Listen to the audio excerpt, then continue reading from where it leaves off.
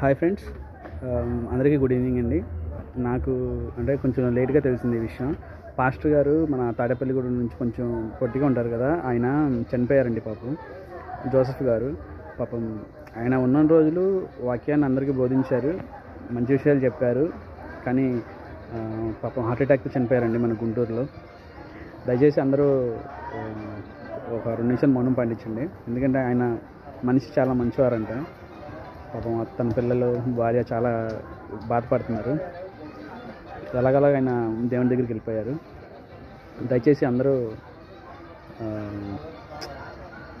జాగ్రత్తగా ఉండండి. ఎందుకంటే ఎవరికి ఎప్పుడు ఎలా చనిపోతుందో తెలియట్లేదు. ఆయనకి హార్ట్ అటాక్ వచ్చింది. అలాగే చాలామంది చనిపోతున్నారు. నాకు తెలిసిన వాళ్ళు ఇప్పుడు దాకా చాలామంది చనిపోయారు. అలాగే ఎందుకని చెప్తున్నానంటే ఇదంతా నాకు బాధ వేస్తుంది. ఆయన చాలా మంచివారు.